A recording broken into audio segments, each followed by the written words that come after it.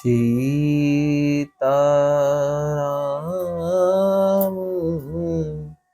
चरण रति मोरे, अनुदीन बड़हु अनुग्रह तोरे।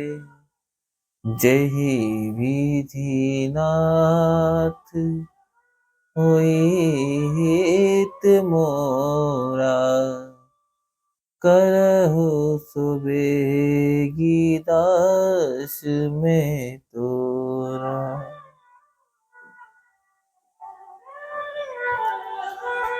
जो न मिलहि बरु गिरिजहि जोगु, गिरि जड़ सहज कहहि सब लोग।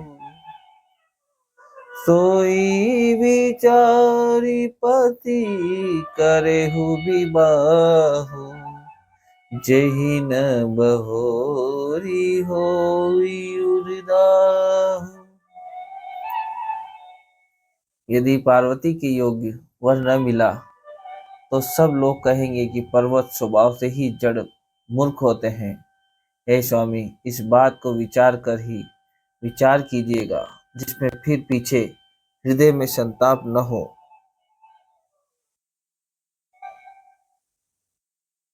इस प्रकार कहकर मैना पति के चरणों पर मस्तक रखकर गिर पड़ी। तब हिमवान ने प्रेम से कहा, चाहे चंद्रमा में अग्नि प्रकट हो जाए, पर नारद जी के वचन झूठे नहीं हो सकते। हे प्रिय, सब सोच छोड़कर श्री भगवान का स्मरण करो। जिन्होंने पार्वती को रचा है वे ही कल्याण करेंगे। अब यदि तुम्हें कन्या पर प्रेम है तो जाकर उसे यह शिक्षा दो कि वह ऐसा तप करे जिससे शिव जी मिल जाएं। दूसरे उपाय से यह क्लेश नहीं मिलेगा। नारद जी के वचन रहस्य से युक्त और सकारण है, और शिव जी समस्त सुंदर गुणों के भंडार है। यह विचार कर तुम मिथ्या संदेह को छोड़ दो। शिव जी सभी तरह से निष्कलंक है।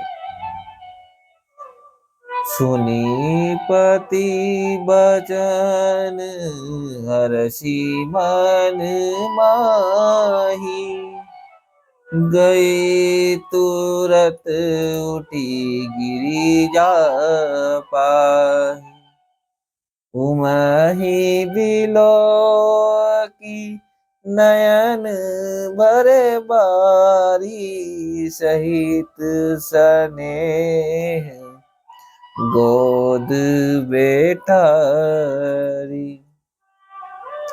पति के वचन सुन मन में प्रसन्न होकर मैना उठकर तुरंत पार्वती के पास गई। पार्वती को देखकर उनकी आंखों में आंसू भर आए। उन्हें स्नेह के साथ गोद में बिठा लिया, फिर बार बार उसे हृदय से लगाने लगी।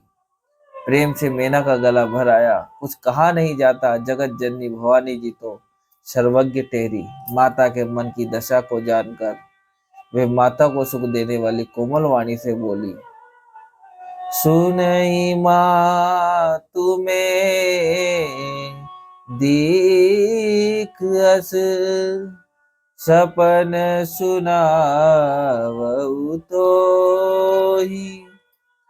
सुंदर गौर सुपी प्रबर, अस उपदेश मोहि। माँ सुन, मैं तुझे सुनाती हूँ।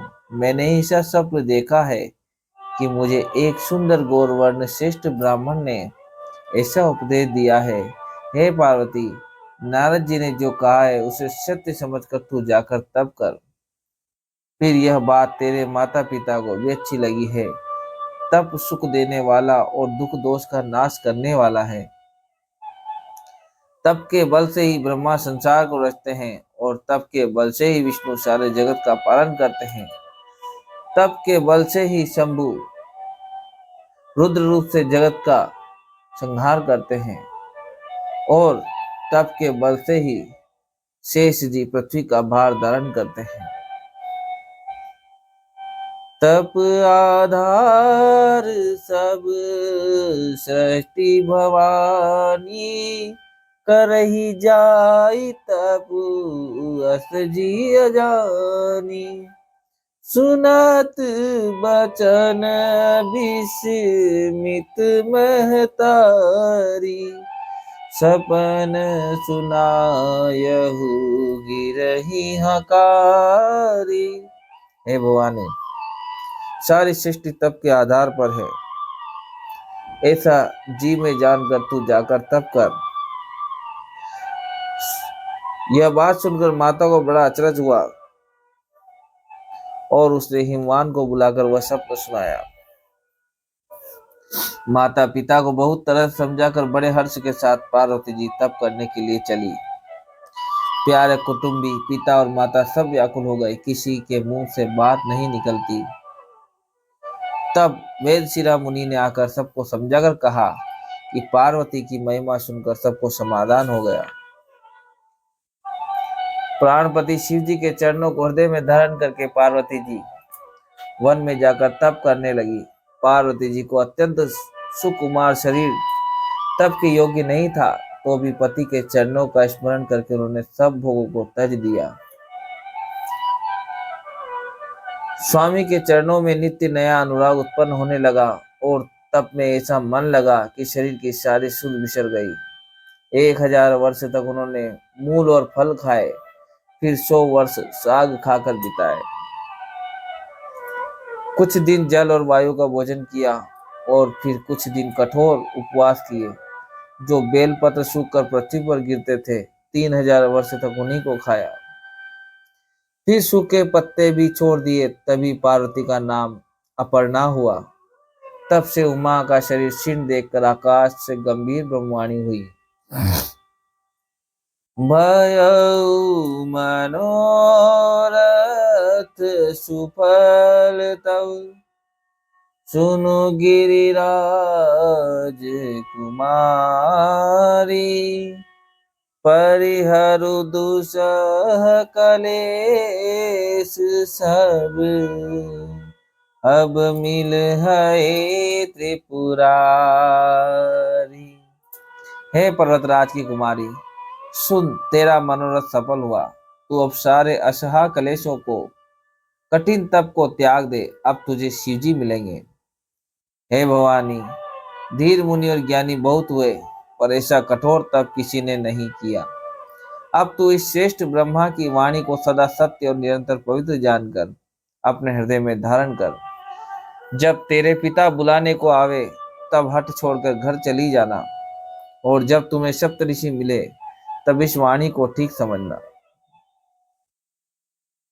सुनत गिरा विधि गगन बखानी, पुलक गात गिरिजा हर्षानी।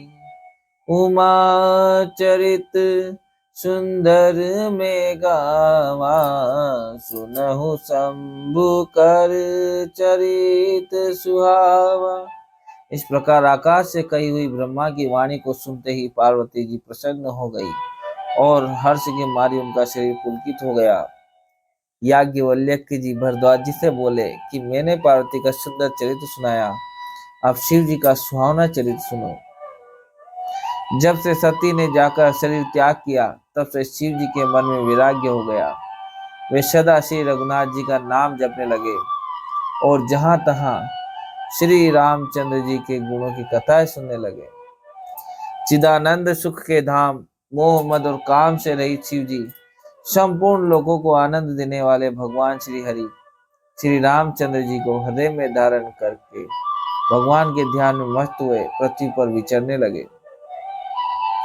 वे कहीं मुनियों को ज्ञान का उपदेश करते और कहीं श्री रामचंद्र जी के गुणों का वर्णन करते।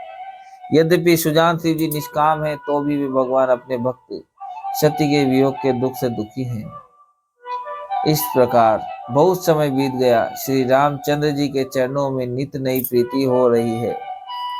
शिव जी के कठोर नियम, अनन्य प्रेम और उनके हृदय में भक्ति के अटल टेक को जब श्री रामचंद्र जी ने देखा, तब कृतज्ञ उपकार मानने वाले कृपालु रूप और शील के भंडार महान तेज पुंज भगवान श्री रामचंद्र जी प्रकट हुए उन्होंने बहुत तरह से शिव जी की सराहना की और कहा कि आपके बिना ऐसा कठिन व्रत कौन निभा सकता है। बहुविधि राम शिव ही समुझावा, पार्वती कर जनमु सुनावा।